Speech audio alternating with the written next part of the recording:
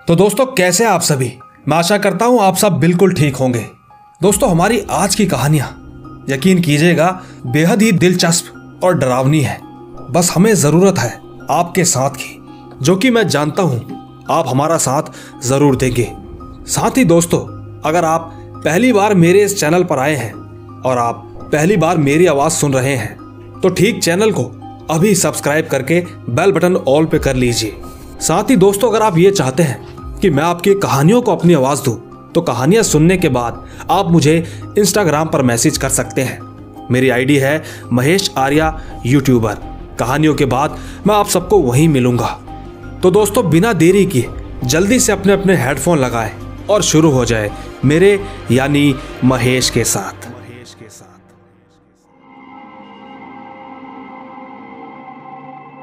दोस्तों मेरा नाम आदि है। मैं बिहार की राजधानी पटना का रहने वाला हूं। वैसे आज जो कहानी मैं आप सभी को सुनाने जा रहा हूं वो मेरी बड़ी मां के साथ घटी एक सच्ची घटना है। दोस्तों ये उन दिनों की बात है जब मेरी उम्र 8 साल की थी। दरअसल हम जॉइंट परिवार में रहते हैं। हमारे परिवार के बड़े पिताजी की लव मैरिज हुई थी। बड़ी मां मुस्लिम जाति की थी। साथ ही दोस्तों ये घटना तब की है जब मेरी बड़ी मां का ऑपरेशन हुआ था। वो ठीक हॉस्पिटल से डिस्चार्ज होकर घर पर आई हुई थी। ऐसे ही एक दिन की बात है। वो दिन शुक्रवार का दिन था तो मेरी बड़ी मां को नमाज पढ़ना था, लेकिन वो उस वक्त बिस्तर से उठ नहीं सकती थी। तो ठीक जब शाम का समय हुआ तो वो बेड पर लेटे हुए ही मन नमाज पढ़ने लगी। उस वक्त ठीक उन्हीं के पास बैठे मेरे बड़े पिताजी चाय पी रहे थे। शाम के 7 बजे का समय था तो मेरे बड़े पिताजी की आंख लग गई। उन्होंने चाय का झूठा कप बड़ी मां के सिर के बगल में रख दिया। उस वक्त मेरी बड़ी बहन बगल वाले कमरे में पढ़ाई कर रही थी कि तभी अचानक से एक आवाज सुनी जो कि हम सबके कानों पर पड़ी। वो आवाज मेरी बड़ी मां के चिल्लाने की थी। दोस्तों उनकी आवाज सुनकर घर के बाकी लोग तुरंत उनके कमरे में पहुंचे। वहां पहुंचकर उन्होंने जो देखा उसे देखने के बाद किसी को भी अपनी आंखों पर विश्वास नहीं हो रहा था। उन्होंने देखा कि जो बड़ी मां ठीक से बोल नहीं पा रही थी वो उस वक्त एक बूढ़े आदमी की आवाज में बड़े पापा पर चिल्ला रही थी। उन्होंने चिल्लाते हुए बड़े पापा से कहा कि तुम्हारी हिम्मत कैसे हुई इस झूठे कप को मेरे सिर के पास रखने की। साथ ही दोस्तों उन्होंने लगातार उन्हें गुस्से में काफी उल्टा सीधा भी बोल दिया था। दोस्तों आज मेरी उम्र 18 साल हो गई है, पर उस समय मुझे सबसे ज्यादा इस बात का अजीब लगा कि जब बड़ी मां बड़े पिताजी को डांट रही थी तो उनका चेहरा एक बूढ़े इंसान की तरह हो गया था। साथ ही दोस्तों मैं ये जानता हूं कि आप सभी के लिए मेरी बात पर विश्वास करना जरा मुश्किल है, पर जो बात सच है वो बिल्कुल सच ही है। दोस्तों कुछ देर तक ऐसा ही चलते रहा। उसके बाद जब बड़ी मां का चिल्लाना बंद हुआ तो उनका बेटा कहीं से इत्र लेकर आया और उनके हाथ पर लगाकर उन्हें सुंघाया, जिसके सूंघते ही वो तुरंत बेहोश होने लगी। तभी मेरे बड़े पिताजी ने उनसे पूछा कि ये ठीक तो हो जाएंगी ना बाबा। बाबा कुछ कहते कि इससे पहले ही बड़ी मां ने भारी आवाज में कहा कि हाँ ठीक हो जाएगी। वो इतना कहकर बेहोश हो गई। दोस्तों फिर कुछ देर बाद जब बड़ी मां को होश आया तो वो एकदम से उठी और बाकी घर वालों से पूछने लगी कि क्या हुआ है, आप सभी यहां पर क्यों आए हैं। दोस्तों उस वक्त हम लोग सब के सब चौंक ही गए थे। और तो और इस घटना के बाद से मुझे तो उनके पास जाने में भी काफी डर लग रहा था। वैसे इसके बाद वो एकदम ठीक हो गई। दिन गुजरते रहे, लेकिन हमें बाद में पता चला कि जब बड़े पापा की आंख लगी थी तब उन्हें ऐसा महसूस हुआ था कि सफेद घोड़े पर कोई बैठकर उनके सामने से गुजरा हो। कहते हैं कि वो और कोई नहीं बल्कि एक जिन्न है, जो कि हमारी बड़ी मां के बेटे ने बताया कि वो बुरा नहीं एक अच्छा जिन्न था। बस इतनी ही थी मेरी ये कहानी। तो दोस्तों ये थी आदि की कहानी।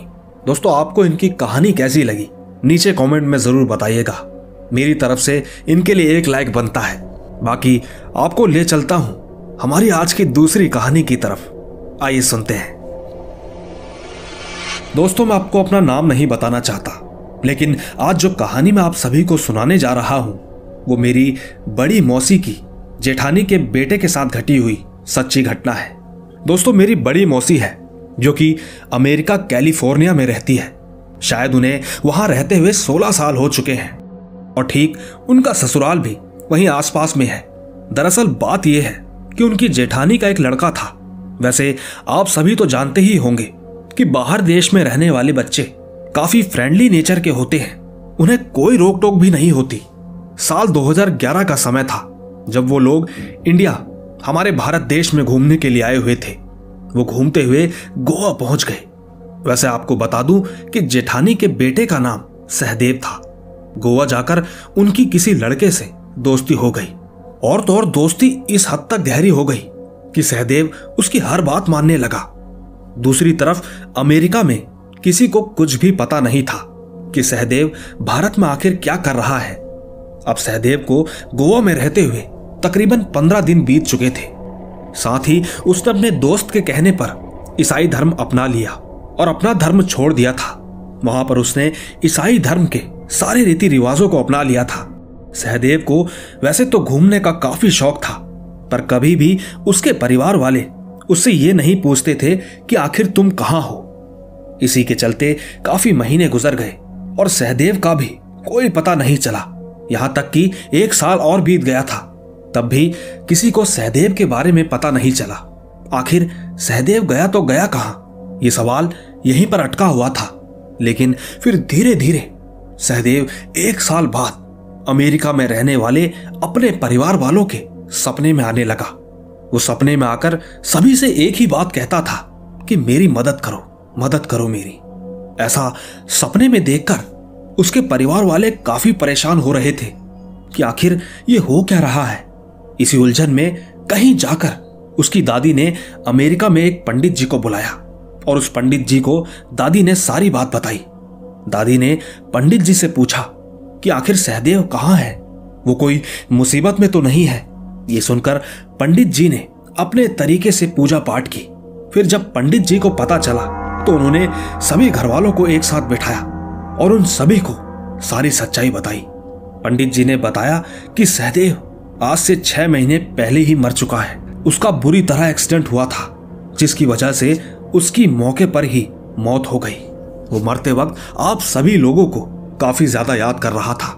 उसकी मौत वहीं के एक होटल जिसका नाम ओल्ड गोल्ड था, जब लोगों ने उसे देखा तो उन्होंने उसे ईसाई धर्म के हिसाब से वहीं कब्रिस्तान में दफना दिया, क्योंकि सहदेव ने ईसाई धर्म अपनाया था। साथ ही दोस्तों, पंडित जी की ये सारी बातें बाकी सब सुनते रह गए। फिर सभी ने मिलकर पंडित जी से कहा कि अब हम क्या करें। सहदेव की आत्मा हम सबके सपने में आकर हमसे कुछ कहना चाहती है।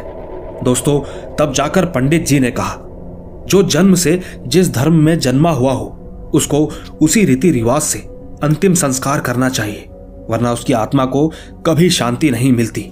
मेरे हिसाब से बस यही सहदेव की आत्मा कहना चाहती है।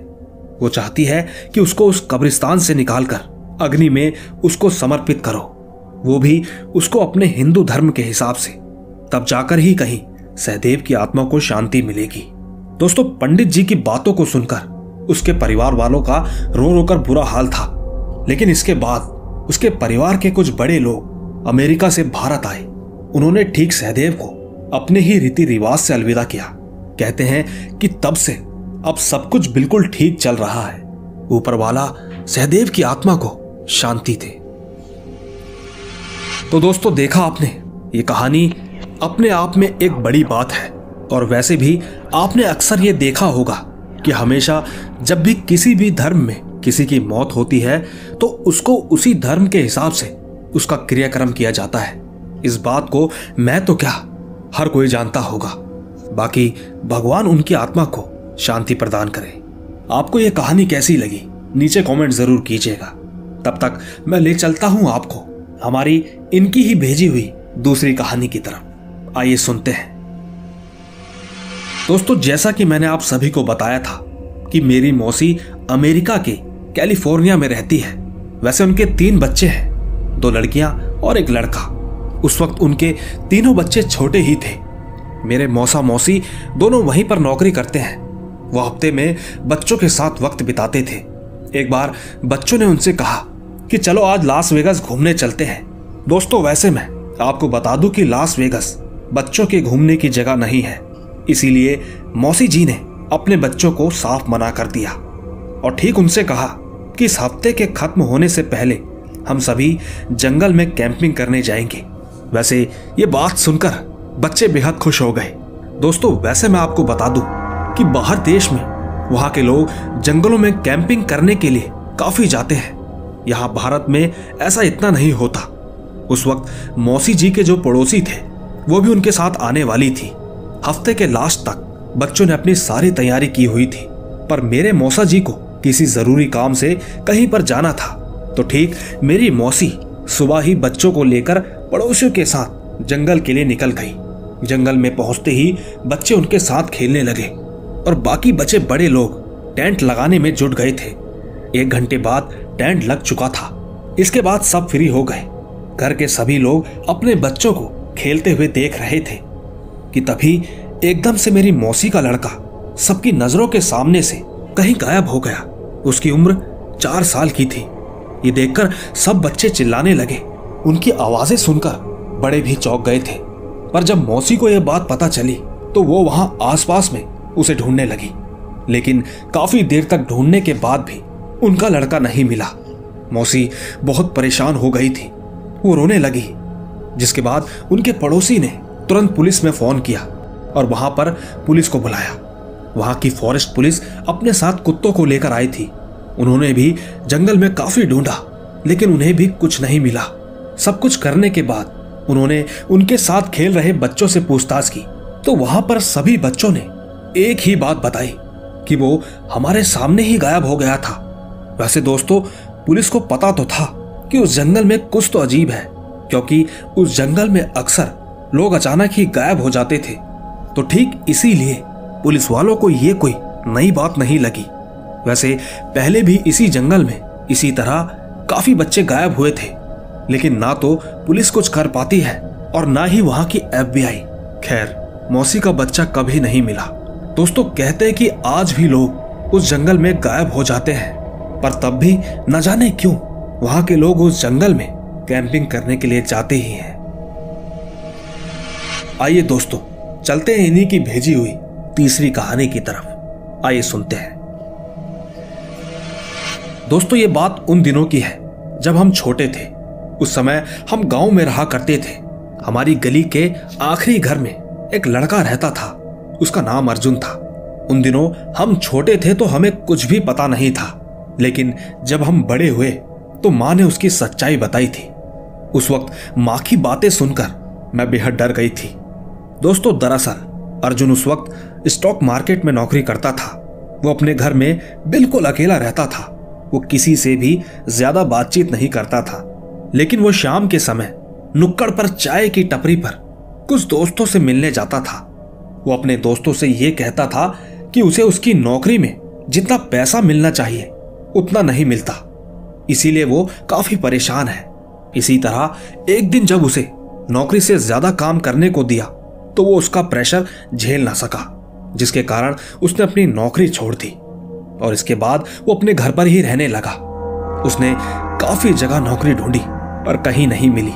ऐसा करते करते दिन गुजरते गए। लगभग 6 महीने घर पर बैठने की वजह से वो लोगों से काफी कर्जा लेने लगा। ऐसा करते करते एक समय तक उसका कर्जा भी काफी हद तक बढ़ गया था। साथ ही दोस्तों, अर्जुन को किताबें पढ़ने का काफी शौक था। वो अक्सर लाइब्रेरी जाया करता था। एक दिन की बात थी, वो सुबह सुबह लाइब्रेरी गया तो वहां उसे एक ऐसी किताब मिली जिसमें बुरी शक्तियों को प्राप्त करने के बारे में दिया गया था। अर्जुन ने ठीक उस किताब को खरीदा और उसे वापस घर ले आया। दोस्तों, एक तरफ उसका मन ये कह रहा था कि नहीं, उसे इन सब चक्करों में नहीं पड़ना चाहिए, लेकिन दूसरी तरफ उसके दिल ने यह कहा कि आज तक अच्छा काम करके कौन सी तरक्की मिल गई। हो ना हो, इसके बाद उसने उस किताब को पढ़ना शुरू किया। उसने उस किताब को तकरीबन 2 दिन तक पढ़ा। पढ़ने के बाद यह मालूम चला कि सिर्फ एक शक्ति को छोड़कर बाकी सारी शक्तियों को पाना बेहद मुश्किल था, और ठीक वो एक शक्ति थी जिसका नाम कर्ण पिशाचनी था। दोस्तों, कहते हैं कि इसको पाने के लिए 2 तरीके से हासिल किया जा सकता है। इसमें पहली तो देवी शक्ति है और दूसरी काम शक्ति। देवी शक्ति से पाना इसे बेहद मुश्किल होता है और तो और उसमें डर भी बहुत लगती है, लेकिन काम शक्ति से पाना इसे आसान होता है। खैर, वैसे तो अर्जुन जल्दी से अमीर होना चाहता था, तो ठीक उसने काम तरीका ही अपनाया। हो ना हो इस तरीके से उसका नतीजा आगे जाकर उसके लिए ठीक नहीं था। उसने बिना सोचे समझे उसको पाने के सारे तरीके पढ़ लिए। ये साधना तकरीबन 21 दिन की होती है और ठीक अमावस्या की पहली रात से इसे शुरू करना होता है। तो ठीक अर्जुन ने भी वो साधना शुरू कर दी थी। इस साधना में होता यह है कि साधना करने वाले को 21 दिन तक नहाना नहीं होता और दूसरे लोगों से दूर रहना होता है। अर्जुन ने 21 दिन की पूजा का सारा सामान पहले से ही घर में रख लिया। वो अक्सर रातों को जागकर साधना किया करता था।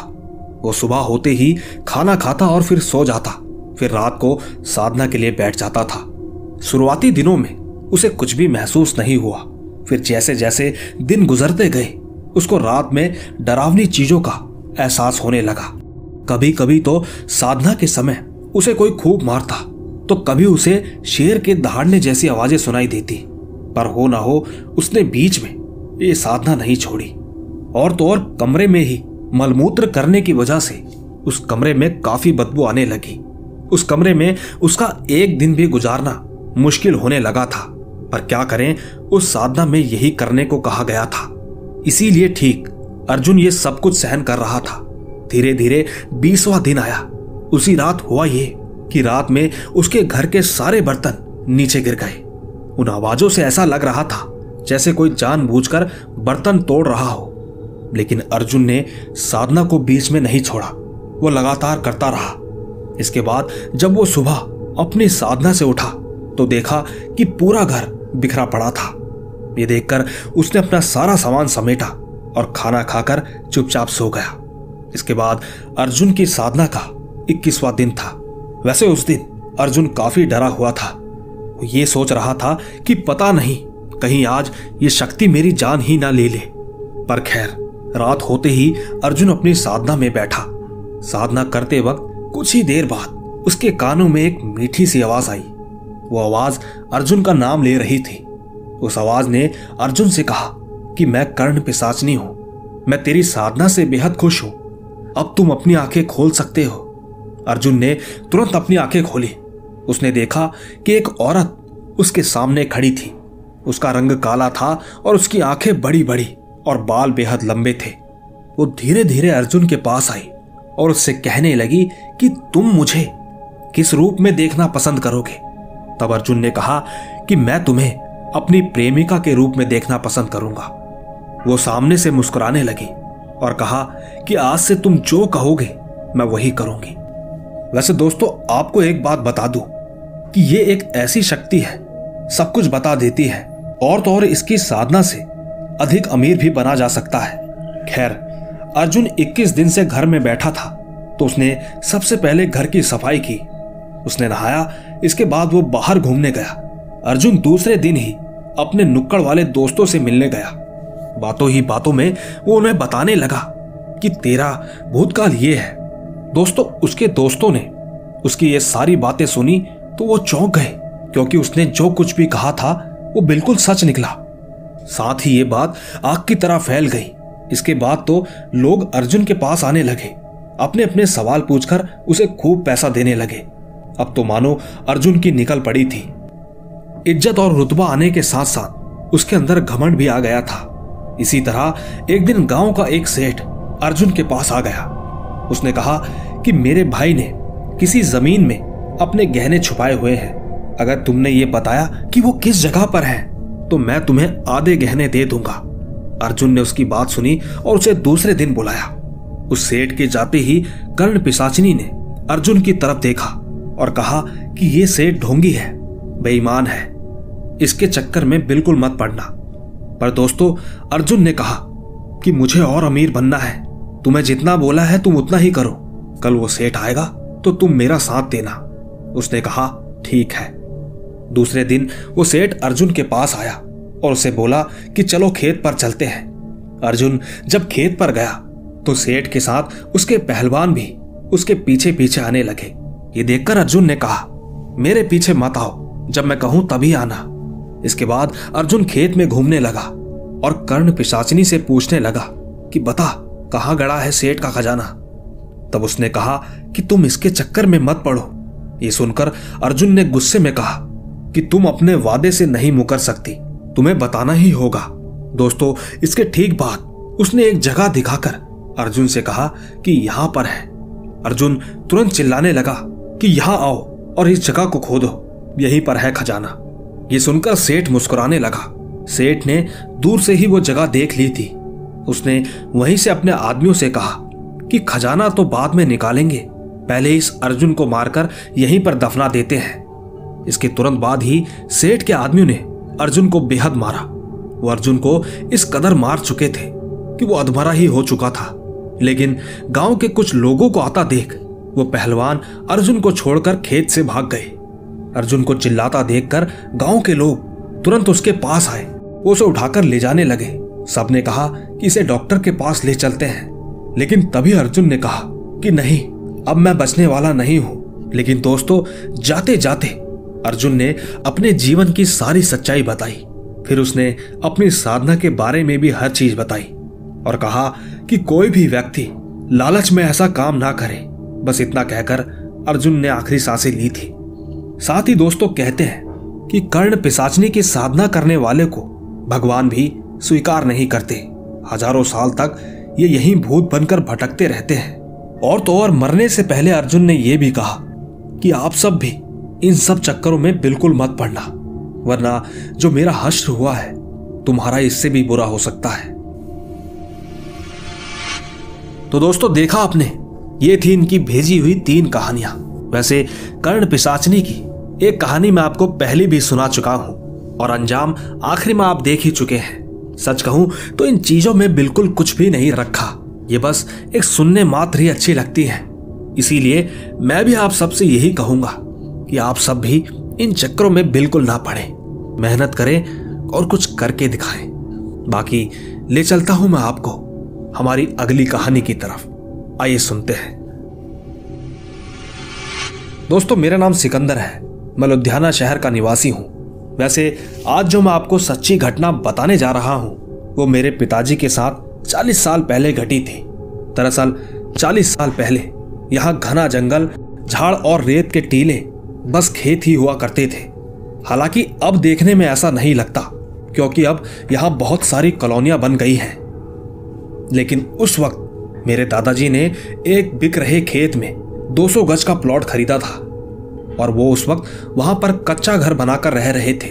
दोस्तों, ये बात भी उन दिनों की है जब मेरे पिताजी घर से 18 किलोमीटर दूर नौकरी पर जाया करते थे और अक्सर काम से घर आते वक्त उन्हें रोज रात के 11 बज जाते थे। एक दिन मेरे पिताजी रोज की तरह काम से घर आ रहे थे तो अचानक कच्चे रास्ते पर चलते वक्त साइड में जो झाड़ियां थी वहां पर उन्हें एक बिल्ली जैसी दिखाई थी। वो मेरे पिताजी को लगातार घूरे जा रही थी। अंधेरा होने की वजह से उसकी आंखें चमक रही थी। मेरे पिताजी उसको देखकर वहीं पर खड़े हो गए और अपने डंडे से झाड़ियों को हिलाने लगे, लेकिन वहां पर वो जानवर मौजूद नहीं था। तो मेरे पिताजी ने सोचा कि शायद उनका वहम होगा। यही सोचकर वो आगे की तरफ चलने लगे। वो कुछ कदम चले ही थे कि उन्हें तुरंत ही पीछे झाड़ियों की तरफ से आवाजें आने लगी। मेरे पिताजी ने पीछे मुड़कर देखा तो पाया कि वही बिल्ली जैसा दिखाई देने वाला जानवर उस वक्त अपने दोनों पैरों पर खड़ा था। वो धीरे धीरे पिताजी की तरफ अपने कदम बढ़ा रहा था। वो जैसे जैसे उनके करीब आ रहा था वैसे वैसे उसकी लंबाई भी बढ़ती जा रही थी। ये सब देखकर पिताजी एकदम से डर गए, लेकिन तब भी उन्होंने हिम्मत से काम लिया। उन्होंने अपने कुल देवता जी को याद करते हुए अपनी लाठी को जोरों से जमीन पर मारना शुरू कर दिया, जिसकी वजह से वो जीव घनी झाड़ियों के बीच में जाकर छिप गया। इसके बाद पिताजी उसी तरह अपनी लाठी को जमीन में मारते मारते घर पहुंचे। उन्होंने घर पर आकर सारी बात मेरे दादाजी को बताई। मेरे दादाजी भगवान जी के भक्त तो थे ही, साथ ही वो लोगों के ऊपर से भूत प्रेत भी निकालते थे। उन्होंने पिताजी को बताया कि वो एक रूप बदलने वाला प्रेत यानी छलावा था, पर हमारे कुल देवता सदैव तुम्हारे साथ है, बस तुम्हें डरना नहीं है। दोस्तों इसके बाद मेरे पिताजी ने वो काम छोड़ दिया और दूसरा काम करने लगे, जिससे कि वो अक्सर समय पर घर आ जाते थे। बस इतनी ही थी मेरी ये कहानी। तो दोस्तों ये थी सिकंदर की कहानी। दोस्तों कहानी पुरानी है, लेकिन आज भी हमारे बड़े बुजुर्गों का कहना है कि हमारे इष्ट देव अक्सर हमारी रक्षा करते ही हैं। बाकी आपको जो भी ठीक लगे नीचे कमेंट में जरूर बताइएगा। तब तक मैं ले चलता हूं आपको हमारी आज की आखिरी कहानी की तरफ। आइए सुनते हैं। दोस्तों मेरा नाम पायल है, मैं मुजफ्फरनगर की रहने वाली हूं और आज जो कहानी मैं आप सभी को सुनाने जा रही हूं वो मेरी बहन के साथ घटी एक सच्ची घटना है। दोस्तों ये उस समय की बात है जब मेरी बहन बहुत छोटी थी, करीबन 12 साल की रही होगी। उस वक्त मेरे पिताजी शुगर मिल में नौकरी करते थे। उस वक्त मेरे पिताजी की शिफ्ट बदलती रहती थी, तो ठीक उसी तरह उस दिन भी मेरे पिताजी की शिफ्ट शाम के 6 बजे से रात के 2 बजे तक की थी। उस वक्त जब पिताजी वापस घर लौट रहे थे तो रास्ते में कोहरा भी काफी लगा हुआ था। आपको बता दूं कि जो रास्ता मेरे घर की तरफ आता है उस पर हमें एक रोड पार करनी पड़ती है। तो ठीक जिस वक्त पिताजी उस रोड को पार कर रहे थे कि तभी उन्हें अचानक से एक आदमी मिला जिसने की सफेद रंग की चद्दर ओढ़ी हुई थी। लेकिन मेरे पिताजी ने उस पर कोई ध्यान ना देते हुए बस आगे की तरफ चलते रहे। पर कुछ देर बाद मेरे पिताजी को ऐसा एहसास हुआ कि लगातार कोई उनका पीछा कर रहा है। उन्होंने तुरंत पीछे मुड़कर देखा तो पाया कि पीछे कोई भी नहीं था। लेकिन कुछ देर बाद उन्होंने देखा कि वो आदमी तो उनके आगे चल रहा है। उन दिनों मेरे पिताजी को बीड़ी पीने की बड़ी आदत थी। उन्होंने रास्ते में अपनी बीड़ी जलाई और पीने लगे। वो उस वक्त मन ही मन ये सोच रहे थे कि कोई व्यक्ति अपनी शिफ्ट पूरी करके अपने घर जा रहा होगा। वैसे उस वक्त कोहरा इतना ज्यादा था कि वो आदमी ठीक से दिखाई भी नहीं दे रहा था। चलते चलते वो आदमी कहीं गायब हो गया तो पिताजी ने सोचा कि शायद वो अपने घर चला गया होगा, पर दोस्तों ऐसा नहीं था। दोस्तों पिताजी जब घर के अंदर आए तो वो सीधा मेरी छोटी बहन तनु के पास चले गए। उन्होंने उसे प्यार से उठाया और अपने पास बैठा लिया। इसके कुछ देर बाद ही तनु जोर से चीखने चिल्लाने लगी। हमें लगा कि शायद इसने चूहा देख लिया होगा, क्योंकि अक्सर वो चूहों से बहुत डरती थी। खैर उस दिन तो जैसे तैसे रात बीत गई, पर हमारी परेशानी कम होने के बजाय बढ़ती चली गई। अक्सर जैसी ही रात होती तो तनु रोना चिल्लाना शुरू कर देती। ये सब तकरीबन 8 दिन तक चलता रहा और तनु भी डरी सहमी सी रहने लगी। उन दिनों ये सब देखकर हमारे पड़ोसी भी हमारे घर पर आने लगे। उसी बीच एक पड़ोसी ने हमसे कहा कि जरूर आपकी बेटी के ऊपर कोई साया है, इसे जितना जल्द हो सके किसी पंडित जी को दिखाइए। दोस्तों एक और बात, अक्सर तन्नू जब भी रात के वक्त चिल्लाती थी तो वो अक्सर यही बात कहती थी कि मेरे हाथ पैर नहीं है, मुझे किसी ने मार दिया है। दोस्तों हमें तो काफी दिन हो गए थे। खैर पड़ोसी की बात सुनकर हम उसे अगले दिन तुरंत ही बाबा जी के पास ले गए। वहां पहुंचकर बाबा जी से भी हमें यही बात पता चली कि एक आदमी का रोड पर एक्सीडेंट हो गया था, जिस वजह से उसके हाथ पैर कट गए थे। हो ना हो ये वही था जिसने कि अब तक मेरी बहन को परेशान कर रखा था। बाबा जी ने तन्नू को एक ताबीज दिया और पिताजी को 4 कील देकर 4 कोनों में लगाने को कहा। सच कहूं तो इसके बाद से ही सब कुछ ठीक हो पाया है। दोस्तों यकीन कीजिएगा, ये सब कुछ मैंने अपनी आंखों से देखा है। वैसे इस बात को कई साल हो गए हैं। अब तो मेरी भी शादी हो चुकी है और मेरे 2 बच्चे भी हैं, पर यह बात जब भी याद आती है तो सच में रोंगटे खड़े कर चली जाती है। तो दोस्तों देखा आपने, ये थी पायल की कहानी। दोस्तों इनकी कहानी सुनकर मुझे एक बात जरूर याद आ गई। दोस्तों हमारे बड़ों का कहना है कि अक्सर जब भी हम कहीं बाहर से आते हैं तो डायरेक्ट बच्चों के पास ना जाएं। कहते हैं कि कुछ हवाएं या साए हमारे पीछे पीछे चल पड़ते हैं। हालांकि वो हम पर तो जोर नहीं आजमा पाते, लेकिन वो बच्चों को बहुत जल्दी पकड़ लेते हैं। और तो और इस कहानी में आपको इसकी एक प्रैक्टिकल नॉलेज तो मिल ही गई होगी। बाकी दोस्तों आपको हमारी आज की ये कहानियां कैसी लगी नीचे कमेंट में जरूर बताइएगा, क्योंकि आप तो ये जानते ही हैं कि मैं आपके कमेंट्स का हमेशा इंतजार करता रहता हूं। बाकी मैं यूं ही मिलता रहूंगा आपको ऐसी ही कुछ रहस्यमय और डरावनी कहानियों के साथ। तब तक आप अपना और अपने परिवार का ख्याल रखें। चलता हूं। Bye bye.